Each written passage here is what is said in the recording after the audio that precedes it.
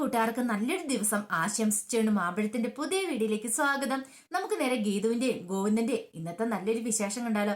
അങ്ങനെ വിജയലക്ഷ്മിയും ഗോവിന്ദും കൂടെ രഞ്ജുവിന്റെ ഡോക്ടറെ കാണാനായിട്ടുള്ള യാത്രയിലായിരുന്നു. ഈ സമയത്ത് വിജയലക്ഷ്മി ഓരോ കാര്യങ്ങളൊക്കെ സംസാരിക്കുന്നുണ്ടായിരുന്നു. പക്ഷെ ഗോവിന്ദ് അങ്ങനെ കൂടുതലായിട്ട് വിജയലക്ഷ്മിയുടെ ഒന്നും അടുക്കുന്നില്ല. പിന്നീട് ഗോവിന്ദ് പറഞ്ഞു, ഈ ഒരു യാത്ര ഇത് രഞ്ജുവിന് വേണ്ടിയിട്ട് മാത്രമുള്ള ആയതുകൊണ്ടാ ഞാൻ നിങ്ങളോടൊപ്പം വന്നെങ്കിൽ, അല്ലെങ്കിൽ ഒരു കാരണവശാലും നിങ്ങളോടൊപ്പം ഞാൻ യാത്ര ചെയ്യില്ലായിരുന്നു പറയാം.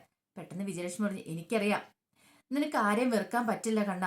കാരണം നീ എല്ലാരെയും സ്നേഹിക്കുന്നുണ്ട്. അല്ലെങ്കിൽ അത്രയും വലിയ ക്രൂരത ചെയ്ത ഭദ്രനോട് പോലും നീ ദേഷ്യം കാണിച്ചില്ലോ. നീ അയാളെ പോലും കൂടെ പിടിച്ച് കൊണ്ടുവന്നില്ലേ. അയാളുടെ മോളെ നീ നിന്റെ ഭാര്യയാക്കിയില്ലേ. അതുപോലെ നല്ല ത്യാഗം തന്നെയല്ലേ നീ ചെയ്തേന്ന് ചോദിക്കുക. പെട്ടെന്ന് ഗോവിന്ദ് പറഞ്ഞു, അതിനെക്കുറിച്ചൊന്നും കൂടുതൽ പറയാതിരിക്കുന്ന നല്ലതെന്ന് പറയാണ്. പിന്നീട് ഗോവിന്ദന്റെ കയ്യിലേക്ക് വിജയലക്ഷ്മി കയറിയും കൂടി പിടിക്കുവാണ്. ഗോവിന്ദ് കൈ തട്ടി മാറ്റാനൊന്നും പോയില്ല. ഗോവിന്ദന്റെ ഉള്ളിൽ എവിടെയോ വിജയലക്ഷ്മി പതുക്കെ ഉടക്കി തുടങ്ങിയിരുന്നു. പിന്നീട് അങ്ങോട്ട് യാത്ര ചെയ്യുന്ന സമയത്ത് വിജയലക്ഷ്മി പറഞ്ഞു, ഒരു കാര്യം കൊണ്ട് നല്ല ഈ സമയത്ത് ഗീത കൂടി ഇല്ലാത്ത മറ്റൊന്നും കൊണ്ടല്ല, എനിക്ക് നിന്നോട് മനസ്സ് തുറന്ന് സംസാരിക്കാനായിട്ട് പറ്റുന്ന ഈ യാത്രയും മാത്രമാണ്. ഇല്ലെങ്കിൽ എപ്പോൾ വന്നാലും നിന്റെ കൂടെ ഗീത ഉണ്ടല്ലോ, എനിക്കത് സംസാരിക്കാൻ പോലും പറ്റത്തില്ല. ഞാൻ നിന്റെ കൂടെ ഈ യാത്ര തുടരാനായിട്ട് കാരണം എന്താണെന്നറിയാവോ? എനിക്ക് നിന്നോട് പ്രധാനപ്പെട്ട ഒരു കാര്യം പറയാനുണ്ടെന്ന് പറയാം. പെട്ടെന്ന് ഗോവിന്ദ് ചോദിച്ചു, നിങ്ങൾക്ക് എന്താ എന്നോട് സംസാരിക്കാനുള്ളതെന്ന് ചോദിക്കാം. എനിക്ക് മറ്റാരെ കുറിച്ചല്ല സംസാരിക്കാനുള്ളത്, എനിക്ക് അനാർക്കലിയെ കുറിച്ച് അന്തരാണ്. അനാർക്കലി എന്നുള്ള പേര് കേട്ട ഒരു നിമിഷം ഗോവിന്ദ് ഒന്ന് ഞെട്ടിത്തെറിച്ചു പോയി. നിങ്ങൾ എന്താ പറഞ്ഞേ? അതെ, അനാർക്കലി. അവൾ ഇങ്ങോട്ട് കണ്ണൂർ സെൻട്രൽ ജയിലിൽ നിന്ന് അവൾ ഇങ്ങോട്ട് വന്നിട്ടുണ്ടെന്ന് പറയാണ്. ഇവിടുത്തെ സെൻട്രൽ ജയിലിലേക്ക് മാറിയിട്ടുണ്ട്. കൂടിപ്പോയ ഒരു മാസത്തിനുള്ളിൽ തന്നെ അവൾ പുറത്തിറങ്ങുമെന്ന് പറയാം. അത് കേട്ടൻ ഗോവിന്ദിനൊരു ഞെട്ടലുണ്ടായി. പിന്നീട് വിജയലക്ഷ്മി പറഞ്ഞു, ഞാൻ അവരെ കാണാൻ പോയിട്ടുണ്ടായിരുന്നു പറയാം. നിങ്ങൾ എന്തിനാ അവരെ കാണാൻ പോയത്? നിങ്ങൾ അവരെ കാണേണ്ട ആവശ്യം എന്തായിരുന്നു ചോദിക്കുക. എനിക്ക് കാണാതിരിക്കാൻ പറ്റില്ലോ. എനിക്ക് അവളോട് കുറച്ച് കാര്യങ്ങളൊക്കെ സംസാരിക്കാനുണ്ടായിരുന്നു. പക്ഷേങ്കിൽ അവൾ എന്നെ കാണാനായിട്ട് കൂട്ടാക്കില്ല. ഞാൻ അവൾക്കൊരു കുറിപ്പെഴുതി കൊടുത്തിട്ടാ വന്നിരിക്കുന്നത്. അവൾ വായിച്ചു നോക്കിയിട്ടുണ്ടെങ്കിൽ ഉറപ്പായിട്ടും എന്നെ വിളിപ്പിക്കുമെന്ന് പറയാം. എന്നാലും നിങ്ങൾക്ക് എന്താ തലയ്ക്ക് ഭ്രാന്ത് പിടിച്ചോ? നിങ്ങൾ അവളെ കണ്ട ഒരു ആവശ്യമില്ലായിരുന്നു പറയുകയാണ്. പെട്ടെന്ന് ഗോവിന്ദന്റെ മട്ടും ഭാവമൊക്കെ അങ്ങോട്ട് മാറി.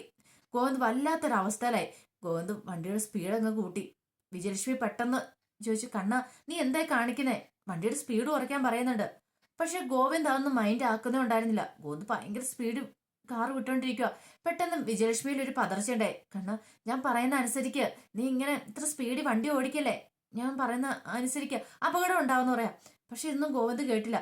അവസാനം അങ്ങ് സ്പീഡിൽ വണ്ടി വിട്ടിട്ട് വണ്ടി അങ്ങ് ചെന്നിട്ട് ഒരു കല്ലിനിട്ട് ഒറ്റ ഇടി ഇടിക്കുവാണ്. വിജയലക്ഷ്മി ഞെട്ടി അങ്ങോട്ടപ്പത്തേനും നോക്കുമ്പോഴത്തേനും ഗോവിന്ദ് ഇങ്ങനെ ആ സ്റ്റീറിംഗിലേക്ക് വീണ് കിടക്കുവാണ്. ഗോവിന്ദിന്റെ ബോധമൊന്നും ഉണ്ടായിരുന്നില്ല. നെറ്റി പൊട്ടി ചോര ഒഴുകിക്കൊണ്ടിരിക്കുക. ഒരു നിമിഷം വിജയലക്ഷ്മിക്ക് എന്താ സംഭവിച്ചെന്ന് പോലും മനസ്സിലായില്ല. പെട്ടെന്ന് തന്നെ വിജയലക്ഷ്മി ചാടി ഇറങ്ങിയിട്ട് ഇപ്പുറം ഒന്ന് ഡോറ് തുറക്കാൻ നോക്കി. അങ്ങനെ ഡോറ് തുറക്കാൻ നോക്കുന്ന സമയത്ത് അതിന്റെ താഴെ കുറെ കുപ്പിച്ചില്ലുകൾ കിടപ്പുണ്ടായിരുന്നു. വിജയലക്ഷ്മിയുടെ ചെരുപ്പ് തുളഞ്ഞ് ആ കുപ്പിച്ചില് മുഴുവൻ കാലയിലേക്ക് അങ്ങോട്ട് കുത്തി കയറുവാണ് അങ്ങോട്ട്. പക്ഷെ വിജയലക്ഷ്മി അതുകൊണ്ടൊന്നും തളർന്നില്ല. അത് മൈൻഡ് ചെയ്തേയില്ല. ഇങ്ങനെ ഒരു വിധത്തില് ഗോവിന്ദനെ പിടിച്ചെഴുന്നേപ്പിക്കാൻ ശ്രമിച്ചു. പക്ഷെ ഒരു രക്ഷയുണ്ടായിരുന്നില്ല. പിന്നീട് വിജയലക്ഷ്മി എന്ത് ചെയ്യണം, ആ റോഡിലേക്ക് ഇറങ്ങി നിന്നു. ഒരു വണ്ടിയെങ്കിലും വരുവാണെങ്കിൽ, കാരണം അവിടെ മൊത്തം വിജനമായ സ്ഥലമാണ്. വണ്ടി അങ്ങനെ വരവ് കുറവാണ്. മൊത്തം മഞ്ഞും അതൊക്കെ ആയിട്ട് കിടക്കുവാണ്. അങ്ങനെ ഒരു വണ്ടിക്ക് വേണ്ടി കാത്തു നിന്നു. ഒരു വണ്ടി പോലും കാണുന്നില്ല. പിന്നീട് വിജയലക്ഷ്മി എന്ത് ചെയ്യാണ്, കുറെ മുമ്പോട്ട് അങ്ങോട്ട് നടക്കുവാണ്. നടന്നു കഴിയുമ്പോഴത്തേന് അവിടെ ഒരു കടയുടെ മുമ്പിൽ കുറച്ച് ആൾക്കാർ നിൽക്കുന്നത് കണ്ടു. നേരെ അങ്ങോട്ട് ചെന്നു. അങ്ങോട്ട് എന്നിട്ട് പറഞ്ഞു, എന്താ മാഡം, എന്ത് പറ്റിയെന്ന് ചോദിക്കുകയാണ്. അല്ല, എന്റെ വണ്ടി ഒന്ന് ആക്സിഡന്റ് ആയി, എന്റെ മോന് വണ്ടിക്കകത്തുണ്ട്, ഒന്ന് വരാവോന്ന് ചോദിക്കുകയാണ്. അങ്ങനെ അത് കേട്ട പാടി കേൾക്കാത്ത വഴി അവരെന്ത് ചെയ്യുവാണ്, അവരങ്ങോട്ട് ഓടി വരുവാണ്. വന്നേന്ന് ഗോവിന്ദ് ഇങ്ങനെ ബോധം കെട്ട് കിടക്കുന്ന കാഴ്ച കണ്ടേ. പെട്ടെന്ന് അവര് പിടിച്ച് ഗോവിന്ദിനെ എടുക്കുവാണ്. പിന്നീട് അവരുടെ വണ്ടിയിലേക്ക് കയറ്റി നേരെ ഹോസ്പിറ്റലിലേക്ക് കൊണ്ടുപോവാ. അങ്ങനെ ഹോസ്പിറ്റലിൽ കൊണ്ടുപോയി കഴിഞ്ഞപ്പോൾ വിജയലക്ഷ്മി ആകെപ്പാടെ വല്ലാത്തൊരു വെപ്രാളത്തിലാണ് നിൽക്കുന്നത്. വിജയലക്ഷ്മിക്ക് എന്ത് ചെയ്യണമെന്ന് പോലും അറിയത്തില്ല. ഗോവിന്ദനുടെ ബോധവും വീണിട്ടില്ല. അങ്ങനെ അവിടെ ചെന്നപ്പോൾ ഡോക്ടർ പരിശോധിച്ച് നോക്കിയിട്ട് പറഞ്ഞു, കുഴപ്പമൊന്നുമില്ല, പേടിക്കാനൊന്നുമില്ല, ഒരു ചെറിയ മുറിവേ ഉള്ളൂ, അതൊന്ന് ഡ്രസ്സ് ചെയ്താൽ മാറിക്കോളൂ. പിന്നീട് ആ ഷോക്ക് കാരണം തല ഇടിച്ചതിൻ്റെതായ ബുദ്ധിമുട്ടുകളുണ്ടായ അതുകൊണ്ടായ ഒരു പ്രശ്നം മാത്രമേ ഉള്ളൂ, അല്ലാതെ വേറെ പ്രശ്നങ്ങളൊന്നും ഇല്ല എന്ന് പറയാണ്. ഇത് കേട്ടപ്പോഴാണ് വിജയലക്ഷ്മിക്ക് സമാധാനമായത്. പിന്നെ കുറച്ച് സമയം കഴിഞ്ഞപ്പോഴത്തേന് ഗോവിന്ദന് പതുക്കെ ബോധം വീഴുവാണ്. അപ്പൊ മുറിവൊക്കെ ഡ്രസ്സ് ചെയ്ത് വെച്ചിട്ടുണ്ടായിരുന്നു. പിന്നീട് വിജയലക്ഷ്മി ഇത് നിനക്ക് പേടിക്കണ്ട കേട്ടോ. ഗോവിന്ദനോട് പറഞ്ഞു, ഗോവിന്ദ നിങ്ങളുടെ അമ്മയ്ക്ക് എന്തൊരു ടെൻഷനായിരുന്നു. ഓ, ഇതുപോലെ ഒരു ടെൻഷൻ, ഒരു ചെറിയ മുറിവിന് വേണ്ടിയിട്ട് അവർ ഇത്രമാത്രം ടെൻഷൻ അടിക്കേണ്ട യാതൊരു ആവശ്യമില്ലായിരുന്നു പറയണേ. ഈ സമയം ഹോസ്പിറ്റലിലേക്ക് കൊണ്ടുവന്ന ആ ചെറുപ്പക്കാരൻ അങ്ങോട്ട് വന്നത് ഇത് കണ്ടപ്പോൾ വിജയലക്ഷ്മി, ഗോവിന്ദൻ എന്നെ ഹോസ്പിറ്റലിലേക്ക് ആക്കിയത് ഇവരാന്ന് പറയണേ. താങ്ക്സ്, ഒത്തിരി നന്ദിയുണ്ടെന്ന് പറയണേ. അല്ല, ഞങ്ങൾ ഇനി ഇവിടെ നിൽക്കണം പാടെന്ന് ചോദിക്കണേ. വേണ്ട, പൊക്കോ, കുഴപ്പമൊന്നുമില്ല, ഞങ്ങൾ തിരികെ വീട്ടിലേക്ക് പൊക്കോളാന്ന് പറയാം. ശരിയെന്നും പറഞ്ഞ് അവരും കൂടി പോവാണ്. ഈ സമയം ഗോവിന്ദനോട് വിജയലക്ഷ്മി വെച്ചു, നിനക്ക് എങ്ങനെയുണ്ട് മോനെന്ന് ചോദിക്കുകയാണ്. ഏയ്, എനിക്കിപ്പോൾ കുഴപ്പമൊന്നുമില്ല എന്ന് പറയാം. പെട്ടെന്നാണ് ഗോവിന്ദ ആ കാഴ്ച കാണുന്നത്. വിജയലക്ഷ്മിയുടെ കാലേക്കൂടെ ഇങ്ങനെ ബ്ലഡ് ഇങ്ങനെ ഒഴുകിക്കൊണ്ടിരിക്കുവോ ഇങ്ങനെ. കാരണം കാല് മുറിഞ്ഞിട്ട്. പക്ഷെ വിജയലക്ഷ്മി ഒന്നും മൈൻഡ് ചെയ്യുന്നുണ്ടായിരുന്നില്ല. അത് ശ്രദ്ധിച്ചു പോലും. അപ്പോഴൊരു വേദന ഉണ്ടായി. പക്ഷെ ഇത്ര സമയം ഗോവിന്ദനെ കുറിച്ചുള്ള ചിന്ത ആയതുകൊണ്ട് ആ പെറ്റമ്മയുടെ മനസ്സിൽ തന്റെ വേദനകൾ വെറും നിസാരം മാത്രമായിരുന്നു. ഈ കാഴ്ച കൊണ്ട് ഗോവിന്ദ് പറഞ്ഞു, ദേ അമ്മയുടെ കാലെന്ന് പറയാണ്. പെട്ടെന്ന് വിജയലക്ഷ്മിക്ക് വേദന ഇങ്ങനെ നല്ല വേദന അങ്ങ് എടുക്കാൻ തുടങ്ങി. ആ മരപ്പം കൂടെ മാറിക്കഴിഞ്ഞപ്പോഴത്തേനും ഈ സമയമാണ് നേഴ്സ് ആ കാഴ്ചയുടെ ഡോക്ടർ ഇത് ഇവരുടെ കാലിന് നല്ല മുറിവുണ്ടെന്ന് പറയണേ.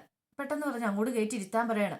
അങ്ങനെ നോക്കിയിട്ട് പറഞ്ഞു, ഇതേ ഒരു സർജറി വേണ്ടി വരുമെന്ന് തോന്നേ. കാരണം കാലിലെ കുപ്പിച്ചില്ല എവിടെയെങ്കിലും ഒടിഞ്ഞിരിപ്പുണ്ടോ എന്ന് അറിയത്തില്ല. അപ്പൊ അത് മാറ്റണമെങ്കിൽ ഒരു സർജറി ചെയ്ത് മാറ്റുന്നതായിരിക്കും നല്ലതെന്ന് പറയാം. ഇനിയിപ്പോൾ ഒടിഞ്ഞിരിപ്പുണ്ടോ നോക്കണമല്ലോ എന്ന് പറയാം. ഈ സമയം വിജയലക്ഷ്മി പറഞ്ഞു, വേണ്ട വേണ്ട, അതിന്റെ ആവശ്യമൊന്നുമില്ല, ഇതൊന്ന് ഡ്രസ്സ് ചെയ്തൊന്ന് വിട്ടാൽ മതി, മരുന്നും വെച്ച് വിട്ടാ വേറെ ഒരു കുഴപ്പമില്ലെന്ന് പറയാം. പെട്ടെന്ന് ഗോവിന്ദ് പറഞ്ഞു, അതൊന്നും വേണ്ട ഡോക്ടറെ, അമ്മയുടെ കാര്യത്തിൽ നല്ല ശ്രദ്ധ വേണം. അമ്മയ്ക്ക് എന്താ വേണ്ടെന്ന് ആദ്യം ചെയ്തു കൊടുക്ക്, എനിക്കൊരു കുഴപ്പമില്ല, അമ്മയുടെ കാര്യത്തിൽ ഒരു കുറവും വരത്തില്ലെന്ന് പറയാണ്. വിജയലക്ഷ്മി അന്തം വിട്ട് ഗോവിന്ദനെ നോക്കുവാണ്. കാരണം അമ്മയെന്നുള്ള ആ വിളി ഇത്ര ദിവസം അങ്ങനെ ആയിരുന്നല്ലോ വിളിച്ചോണ്ടിരുന്നത്. നിങ്ങള് സ്ത്രീ അങ്ങനെയൊക്കെ ആയിരുന്നു പറഞ്ഞോണ്ടിരുന്നത്. പക്ഷെ ഇപ്പോഴമ്മയെന്നുള്ള വിളി. പിന്നീട് വിജയലക്ഷ്മിയുടെ കാലൊക്കെ ഡ്രസ്സ് ചെയ്യുകയാണ്. അതിനുശേഷം ഗോവിന്ദിച്ച് ഇപ്പോഴെങ്ങനെയുണ്ട് അമ്മേന്ന് ചോദിക്കുക. കുഴപ്പമില്ല മോനെന്ന് പറയണം. വിജയലക്ഷ്മിയുടെ കണ്ണുകൾ രണ്ടും നിറഞ്ഞു വന്നു. കാരണം ഇത്രയ്ക്ക് ഒരിക്കലും പ്രതീക്ഷിച്ച കാര്യമല്ല ഇത്. പിന്നീട് കാണിക്കുന്ന വിലാസിനി ഹോസ്പിറ്റലിലേക്ക് പോവാണ് റിസൾട്ട് വാങ്ങിക്കാനായിട്ട്. അങ്ങനെ വിലാസിന് ഡോക്ടറെ അടുത്ത് എന്നിട്ട് ചോദിച്ചു, എങ്ങനെയുണ്ട് ഡോക്ടറെ, കുഴപ്പമൊന്നുമില്ല അല്ലേന്ന് ചോദിക്കണേ. പോസിറ്റീവ് ആണെന്ന് പറയാം. സമാധാനമായി. ഇപ്പോഴെനിക്കൊരു സമാധാനമായത്. എല്ലാം പോസിറ്റീവ് ആണല്ലോ. അതല്ല പറഞ്ഞത്, നിങ്ങളുടെ ഇത് ബയോപ്സിക്ക് അയച്ചു കൊടുത്തിട്ടുണ്ടായിരുന്നല്ലോ റിസൾട്ടിന് വേണ്ടിയിട്ട്. അങ്ങനെ ബയോപ്സിക്ക് അയച്ചു കൊടുത്ത് അത് പോസിറ്റീവ് ആണെന്നാ പറഞ്ഞേ. വിലാസിനിക്ക് പെട്ടെന്ന് എന്നിട്ടും അങ്ങോട്ട് കത്തിയില്ല. അല്ല, ഡോക്ടർ പറഞ്ഞു വരുന്നത് എന്താ? അതെ, പേഷ്യന്റെ കണ്ടീഷൻ ഇച്ചിരി സീരിയസ് ആണ്. ഇപ്പൊ നിങ്ങളോടായിട്ട് ഞാൻ പറയണ, പേഷ്യന്റിനോട് ഈ കാര്യം പറയില്ലെന്ന് പറയാ. വിലാസിനി ഞെട്ടിത്തിരിച്ചിരിക്കുക. എന്താ ഡോക്ടർ? അല്ല, ബ്രെയിനിനകത്ത് ട്യൂമർ ഉണ്ടായിരുന്നു പറഞ്ഞല്ലോ. അത് ചിലപ്പോൾ ഫസ്റ്റ് സ്റ്റേജും സെക്കൻഡ് സ്റ്റേജും ഒക്കെയാണ് റിമൂവ് ചെയ്ത ഒരു പക്ഷേങ്കിൽ പേഷ്യന്റ് വലിയ കുഴപ്പമില്ലാതെ കുറെ കാലം കൂടെ ജീവിച്ചാണ്. പക്ഷെ ഇത് അവരുടെ തേർഡ് സ്റ്റേജ് ആണ്. അവർക്ക് എപ്പോഴും വേണമെങ്കിൽ ഏത് നിമിഷം വേണം എന്ത് സംഭവിക്കാന്ന് പറയാം. വിലാസിന് ഒരു നിമിഷം ഞെട്ടിത്തരിച്ചിട്ട് ചോദിച്ചു, ഡോക്ടർ എന്താ പറയണേ, എനിക്കൊന്നും മനസ്സിലാകുന്നില്ലെന്ന് പറയാം. അതായത് അവർക്ക് ബ്രെയിനകത്ത് ട്യൂമർ ഉണ്ടെന്ന് പറഞ്ഞല്ലോ. അവര് ഓരോ നിമിഷം മരിച്ചുകൊണ്ടിരിക്കുക. ഇന്നല്ലെങ്കിൽ നാളെ എത്രയും പെട്ടെന്ന് ഒരു സർജറി ചെയ്യണം. അങ്ങനെ ചെയ്യുവാണെങ്കിൽ ഒരു പക്ഷെ അവർ കുറച്ചു കാലം കൂടി ജീവിച്ചിരിക്കും എന്ന് പറയാം. വിലാസിനിക്കാണെങ്കിൽ തല ഇറങ്ങുന്ന പോലെ തോന്നി. ഇവിടുന്ന് എഴുന്നേറ്റ് ഓടണോ ഇരിക്കണോ എന്നുള്ള വല്ലാത്തൊരവസ്ഥയായിപ്പോയി. അല്ല ഡോക്ടർ പറഞ്ഞു വരുന്നത് ഉടനെ അവർ മരിക്കുമെന്നാണോ? അങ്ങനെ ഞാൻ പറഞ്ഞില്ല. കൂടിപ്പോയിരുന്ന ഈ സർജറി ചെയ്താൽ പോലും ഒരു 30% മാത്രമേ ചാൻസ് ഉള്ളൂ അവർ ജീവിച്ചിരിക്കാൻ വേണ്ടിയിട്ട് എന്ന് പറയാണ്. തകർന്ന് തരിപ്പണമായിപ്പോയി വിലാസിനി ഒരിക്കലും പ്രതീക്ഷിച്ച കാര്യമില്ല. പിന്നെ അവിടെ നിന്ന് ഇങ്ങനെ ആടി ആടി എഴുന്നേക്കുവാണ്. അപ്പൊ വിലാസിനി അല്ല പേഷ്യന്റ് ഓർത്തോണ്ടാണ് അവർ ഡോക്ടർ കാര്യങ്ങളൊക്കെ പറഞ്ഞേ. ഇത് വിലാസിനെയാന്ന് അറിയത്തില്ലായിരുന്നു. അങ്ങനെ ഡോക്ടർ പിന്നെ ഒരു കാര്യങ്ങൾ പറഞ്ഞു, നിങ്ങളുടെ ഡോക്ടർ മുരളീകൃഷ്ണൻ അല്ലേ, നിങ്ങൾ ആ ഡോക്ടറെ കൺസൾട്ട് ചെയ്തോളൂ, ഡോക്ടർ വിശദമായിട്ട് കാര്യങ്ങളൊക്കെ പറഞ്ഞു വരുമെന്ന് പറയാണ്. അങ്ങനെ അവസാനം അവിടെ നിന്ന് ഇറങ്ങി കഴിഞ്ഞിട്ട് വിലാസിനിക്ക് എന്ത് ചെയ്യണമെന്ന് അറിയത്തില്ല. അങ്ങനെ ഒരു വിധത്തിൽ വീട്ടിലേക്ക് വരുവാണ്. വീട്ടിലേക്ക് വന്ന് ഗേറ്റ് ഒക്കെ തുറന്ന് അകത്തേക്ക് കയറുവാണ്. അകത്തേക്ക് കയറുന്ന സിറ്റ് ഔട്ടിലേക്ക് അങ്ങോട്ട് കയറി ഇരിക്കുകയാണ്. അവിടെ നിലത്തേക്ക് അങ്ങോട്ട് ഇരുന്നു. നിലത്ത് ഇരുന്നിട്ട് വിലാസിനിക്ക് തലയിറങ്ങുന്ന പോലെ തോന്നി. മനസ്സിലേക്ക് ഭദ്രേട്ടനും താനും തമ്മിലുള്ള കുറച്ച് നല്ല നല്ല നിമിഷങ്ങളൊക്കെ അങ്ങോട്ട് പോവാണ്. ഇനിയിപ്പോൾ താൻ കുറച്ച് നാൾ മാത്രം ജീവിക്കുള്ളൂ, അതിനുള്ളിൽ താൻ മരിക്കും. ആ ചിന്ത വിലാസിനെ വല്ലാതെ തളർത്തിക്കളഞ്ഞു. വിലാസിനെ അവിടെ നിന്ന് പൊട്ടിക്കരഞ്ഞ് അവിടെ ഇരിക്കുവാണ്. പിന്നീട് കാണിക്കുന്ന ഗീതവും ഗോവിന്ദും കൂടെ അറക്കൽ വീട്ടിലേക്ക് വരുവാണ്. അപ്പൊ അങ്ങനെ വന്നു കഴിഞ്ഞപ്പോഴത്തേനുമാണ് രേഖയും കാഞ്ചനും കൂടെ ഇറങ്ങി വരുന്നത്. ഈ തലയിലെ മുറിവ് കണ്ട് രേഖ പെട്ടെന്ന് വന്നിട്ട് ചോദിച്ചു, എന്ത് പറ്റി ഗോവിന്ദേട്ടാ, എന്താ സംഭവിച്ചതെന്ന് ചോദിക്കുക. ഗോവിന്ദ് പെട്ടെന്ന് ഗീതുവിനെ ഒന്ന് നോക്കി. അല്ല, തല ചെറുതായിട്ടൊന്ന് കാറിന്റെ ഡോറെ തട്ടിയതാന്ന് പറയണേ. കാറിന്റെ ഡോറെ തട്ടിയെന്ന് ചോദിക്കുക. പെട്ടെന്ന് കാഞ്ചന പറഞ്ഞു, ഞാൻ കരുതി ഇത് മിക്കവാറും ഗീത് പാപ്പ ഗോന്നുമാമൻ തലക്കടിച്ച് പൊട്ടിച്ചായിരിക്കുന്നു. രേഖ പറഞ്ഞു, നിന്റെ അസ്ഥാനത്തുള്ള കോമഡി ഉണ്ടല്ലോ, ഇതെങ്ങനെ നിർത്തിക്കണം കാഞ്ചന എന്ന് പറയാണ്. ആ സമയമാണ് രാധികയും വരനും കൂടെ ഇറങ്ങി വരുന്നുണ്ട്. ഗോവിന്ദ തലയിലെ ഈ മുറിവൊക്കെ ഉണ്ടെങ്കിൽ ചോദിച്ചു, എന്താ കണ്ണ, എന്ത് പറ്റിയെന്ന് ചോദിക്കുകയാണ്. അല്ലമ്മേ, അത് കാറിന്റെ ഡോറെ ചെറുതായിട്ടും തട്ടിയതോ, എവിടെ വെച്ച, എങ്ങനെ സംഭവിച്ചു? വരൻ ചോദിച്ചു. എന്നിട്ട് കാർ എവിടെ ഗോവിന്ദേട്ടാന്ന് ചോദിക്കുക. അല്ല, അത് പിന്നെ കാറ്. ഈ സമയം ഗോവിന്ദ് പറഞ്ഞല്ല, കാറിന് ചെറുതായിട്ടൊന്ന് തട്ടിയായിരുന്നു, അതാന്ന് പറയണ. ഇത് കേട്ടതിന്റെ രാധിക ഞെട്ടി. കാറ് തട്ടിയോ? എന്നിട്ട് നീ ഒരു അക്ഷരം പോലും പറഞ്ഞില്ല. എന്നിട്ട് ഇവിടെ ഒരു അക്ഷരം പോലും പറഞ്ഞില്ല. അത് പിന്നെ കുഴപ്പമൊന്നും ഇല്ലല്ലോ അമ്മേ, അതുകൊണ്ടാന്ന് വേണ. ഗോവിന്ദേ, നിനക്കത് സീരിയസ് ആയിരിക്കും. നിനക്കൊരു പോറല് പറ്റിയെന്ന് പറഞ്ഞ് എനിക്ക് സഹിക്കാൻ പറ്റില്ല. നീ എന്നിട്ട് എന്താ ഒന്നുപോലും ഒന്നും വിളിച്ച് ഫോൺ കോള് പോലും ചെയ്യാതിരുന്നെന്ന് ചോദിക്കുക. അതിന് മാത്രം പ്രശ്നങ്ങളൊന്നും ഇല്ലല്ലോ. ഏത് പറഞ്ഞു നോക്ക്, ഒരു പ്രശ്നമില്ല. ഗോവിന്ദയുടെ തലയിൽ ചെറിയൊരു മുറിവ് മാത്രമേ ഉള്ളൂ, അതിനപ്പുറത്തേക്ക് മറ്റൊന്നും ഇല്ലാന്ന് പറയാ. പെട്ടെന്ന് ഗോവിന്ദ് പറഞ്ഞു, കണ്ടില്ലേ എനിക്കൊരു കുഴപ്പമില്ല, ഞാൻ ഇവിടെ വന്ന് നിൽക്കുന്ന കണ്ടില്ലേ എന്ന് പറയാം. എന്നാലും എവിടെ വെച്ചാ കണ്ട ആക്സിഡന്റ് ഉണ്ടായെന്ന് ചോദിക്കുക. ഗോവിന്ദിലൊരു പതർച്ച ഉണ്ടായി. പെട്ടെന്ന് ഗീത് പറഞ്ഞു, എവിടെ വെച്ചാണെങ്കിൽ എന്നാ ആക്സിഡന്റ് ഉണ്ടായി, ഒരു കുഴപ്പമില്ലാതെ വന്നില്ലെന്ന് ചോദിക്കുക. നിന്നോട് ഞാൻ ചോദിച്ചില്ല. അല്ല, നീ ഇന്ന് ഉച്ചയ്ക്ക് മുമ്പ് തന്നെ ഓഫീസിൽ നിന്ന് ഇറങ്ങിയെന്ന് അറിഞ്ഞല്ലോ, പിന്നീട് നീ എങ്ങോട്ടാ പോയെന്ന് ചോദിക്കുക. ഗോവിന്ദ് പെട്ടെന്ന് പറഞ്ഞു, എനിക്കൊരു മീറ്റിംഗ് ഉണ്ടായിരുന്നു. മീറ്റിങ്ങോ? എവിടെ മീറ്റിംഗ് ഉണ്ടായിരുന്നേ? അല്ല, അത് പിന്നെ കുറച്ച് ദൂരെയായിരുന്നു പറയാ. ദൂരെന്ന് വെച്ചാൽ ഒരു സ്ഥലമില്ലെന്ന് ചോദിക്കുകയാണ്. ഗീതു പെട്ടെന്ന് പറഞ്ഞു, അതെ പൊന്മുടിയിലായിരുന്നു പറയാ. പൊന്മുടിയിലോ? അവിടെ വെച്ചാണോ ഉണ്ടായെന്ന് ചോദിക്കുകയാണ്. വിജയ് ഇത് കേട്ടപ്പോൾ രാധികയിലൊരു പതർച്ചയുണ്ടായി. അതെ, ചോദ്യമൊക്കെ പിന്നീട്. ഗോവിന്ദന് നല്ല ക്ഷീണമുണ്ട്, ഡോക്ടർ പറഞ്ഞ് നന്നായിട്ട് റെസ്റ്റ് ചെയ്യണമെന്നാ പറഞ്ഞ്. ഗോവിന്ദൻ അകത്തേക്ക് പൊക്കോ, റെസ്റ്റ് ചെയ്തോളാൻ പറയണം.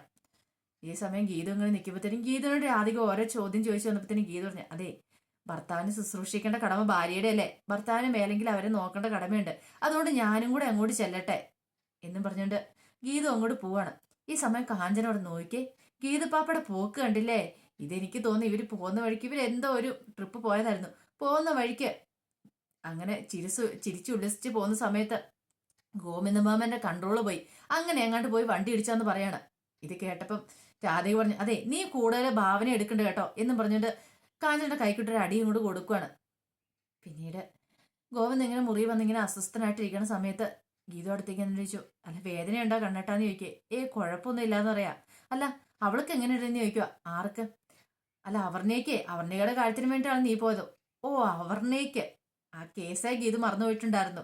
അവർണയ്ക്ക് കുഴപ്പമൊന്നുമില്ല കണ്ണേട്ടാ, അത് ഹോസ്പിറ്റലിൽ ചെന്ന് കുറച്ച് റെസ്റ്റ് എടുത്ത് കഴിയുമ്പോൾ അവരുടെ പ്രശ്നങ്ങളൊക്കെ മാറി. അപ്പൊ ഗോവിന്ദന് സംശയം, സത്യം പറ എന്നെ വിജയലക്ഷ്മിനെ കൂടെ ഒന്നിപ്പിക്കാനായിട്ട് നീ മനഃപൂർവ്വം ഞങ്ങൾ രണ്ടുപേരും പറഞ്ഞു വിട്ടല്ലേ, ഇങ്ങനെ ഒരു നാടകം കളിച്ചല്ലേ എന്ന് ചോദിക്കും. പിന്നെ അതുകൊണ്ട് എനിക്കെന്താ ഗുണമിരിക്കുന്നത്? നിങ്ങൾ രണ്ടുപേരും കൂടെ ഒന്നിപ്പിച്ചിട്ട് രഞ്ജുവിന്റെ അമ്മേനെയും ഗോവിന്ദനും കൂടെ നിങ്ങൾ തമ്മിലുള്ള പിണക്കം മാറിയിട്ടുണ്ടെങ്കിൽ എനിക്ക് പ്രത്യേകിച്ചൊന്നും കിട്ടാൻ പോകുന്നില്ല എന്ന് പറയാം.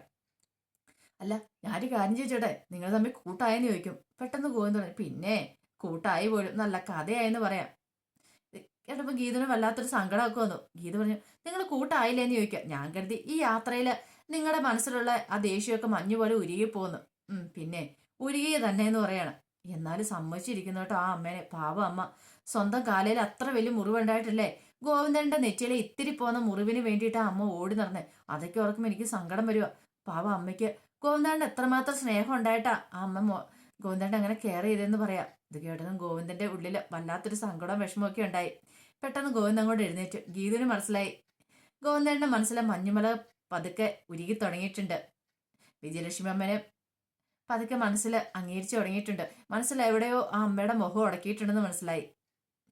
അങ്ങനെ ഗീതു അതിനെക്കുറിച്ച് ചിന്തിച്ചുകൊണ്ടിരിക്കുക. അപ്പൊ അതിന്റെ വിശേഷങ്ങളൊക്കെയാണ് നമ്മളിന്ന് കണ്ടത്. ഇതിന്റെ ബാക്കി വിശേഷങ്ങളുമായിട്ട് വൈകുന്നേരത്തെ പ്രമോയി വരാട്ടോ.